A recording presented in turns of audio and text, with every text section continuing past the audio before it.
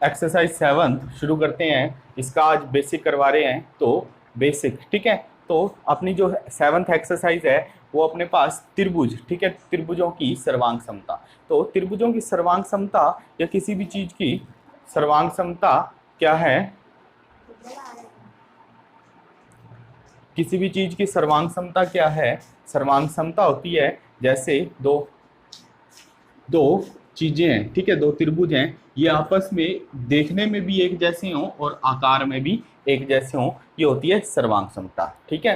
तो जैसे एक ये है, ठीक है, इसकी अगर त्रिज्या मैं 3 मानता हूं, ठीक है, और एक और वृत्त है उसकी त्रिज्या भी 3 सेंटीमीटर है, तो ये आपस में सर्वांग सम है। ये दिखने में भी एक जैसे हैं, ये दिखने में दोनों गोल हैं, ठीक है, और इनकी त्रिज्याएं भी समान है, तो ये दोनों एक दूसरे के सर्वांग सम होंगे। सर्वांग समता को अपने ऐसे समझ सकते हैं, जैसे मैंने ये दो बुक्स ली हैं, ठीक है, ये एक दूसरे के जैसे दिखती हैं, ठीक है, बिल्कुल एक दूसरे के जैसे दिखती हैं, तो ये समरूप हुई, ठीक है। सर्वांग सम का मतलब ये आकार में भी एक दूसरे के बराबर हो, तो ये आकार में भी एक दूसरे के बराबर हैं। अगर मैं इस बुक को आगे रखता हूँ, ठीक है, तो पीछे वाली बुक हमें नहीं दिखाई देगी। अगर मैं इसको आगे करता हूँ तो इसमें भी पीछे वाली बुक हमें नहीं दिखाई देगी, तो ये होती है सर्वांग समता, ठीक है।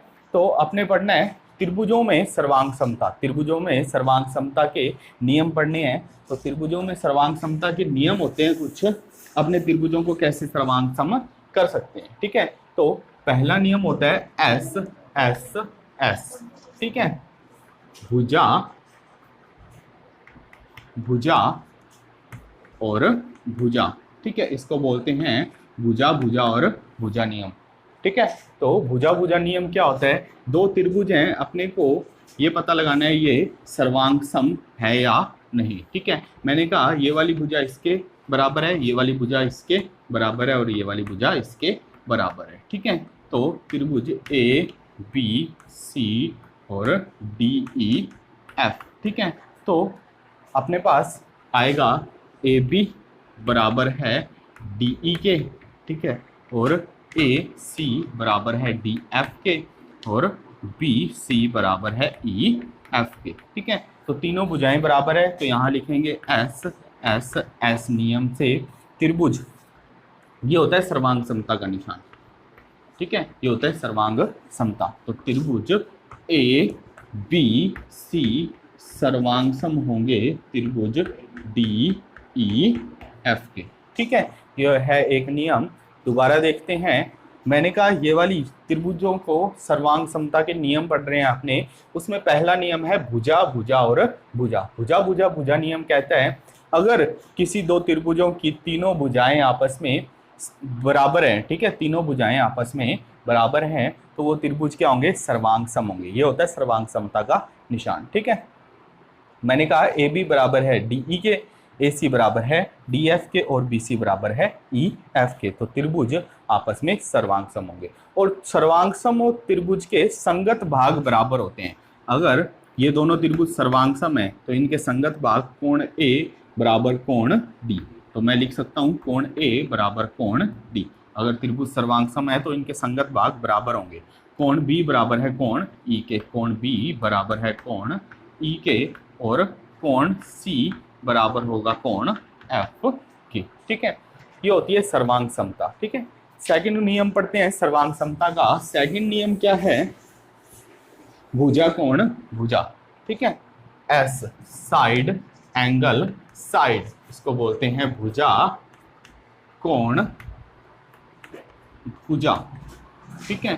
तो दो त्रिभुज हैं अपने पास, दो त्रिभुज हैं, दो त्रिभुजों के मैंने कहा ये वाली साइड इसके इक्वल है और ये वाली साइड इसके इक्वल है और ये वाला कोण इसके इक्वल है, ठीक है। A B C D E F, ठीक है, ये दूसरा नियम है। तो अपने को दिया हुआ है ए बी बराबर है डी ई के और बी सी बराबर है ई एफ के, ठीक है, और अपने को दिया है कोण बी बराबर कोण ई, ठीक है। तो एस ए एस नियम से ये क्या हो सकता है? त्रिभुज ए बी सी सर्वांग सम होगा त्रिभुज डी ई एफ के।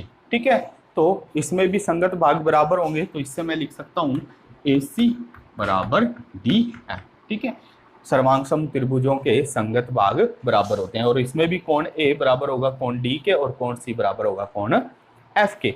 एक बात इसमें ध्यान देने वाली है, S A S side angle side, या भुजा कोण भुजा। ठीक है, तो ये जो कोण है ये बीच वाला ही कोण होना चाहिए, अपने कोई और कोण नहीं ले सकते। जो दो भुजाएं ले रहे हैं उसी के बीच वाला कोण अपने को लेना होगा। ठीक है, जो अपने दो भुजाएं ले रहे हैं उसी के बीच वाला कोण अपने को लेना होगा। ठीक है, ये वाला कोण, तो अगर मैं ये वाली दो भुजाएं लेता, ठीक है, ये वाली भुजा और ये वाली भुजा, तो मेरे को ये वाला कोण लेना पड़ता। ठीक है, ये वाला कोण और ये वाला कोण लेना पड़ता। ठीक है, तो दो जो भुजाएं ले रहे हैं उसी के बीच वाला कोण अपने को लेना है। इस नियम में ये बात अपनी ध्यान रखना। ठीक है,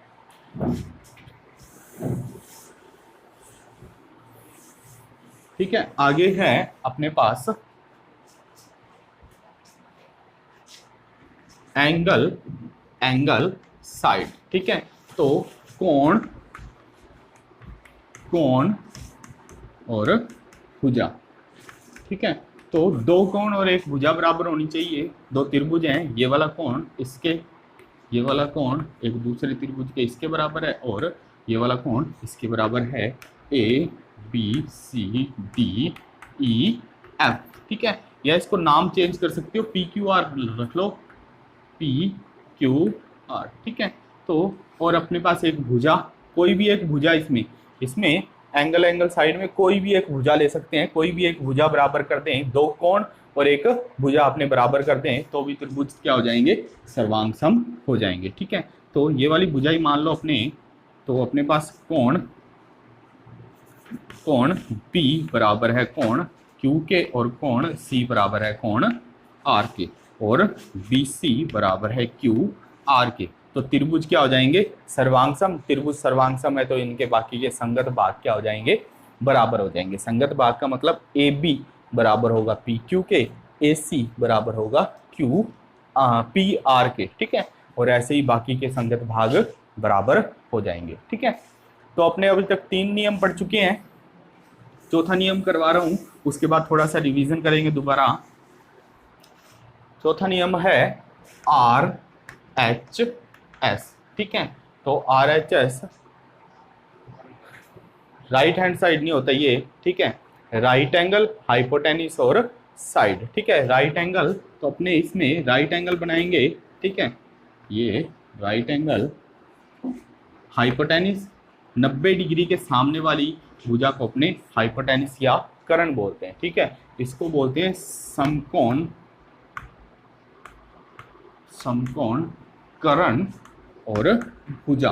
ठीक है, दो त्रिभुज जो ले रहे हैं उसमें समकोण बराबर होने चाहिए, और एक कर्ण बराबर होना चाहिए, और कोई भी एक भुजा। ठीक है, समकोण, ये वाला समकोण, उसके सामने की भुजा बराबर होनी चाहिए, और एक कोई भी एक और भुजा अपने को पास बराबर होनी चाहिए। ठीक है, जैसे ए बी सी और एक्स वाई जेड में मैंने कहा कोण, ये दिया हुआ है कोण बी बराबर 90 और कोण वाई बराबर 90 डिग्री। ठीक है, और ए सी बराबर है एक्स जेड के, और अपने पास एक चीज और दी हुई है ए बी बराबर है एक्स वाई के। तो 3 चीजें दी हुई है, तीनों चीजें अपने को चाहिए होती है। ठीक है, तो यहीं पे अपने सोल्व कर सकते हैं।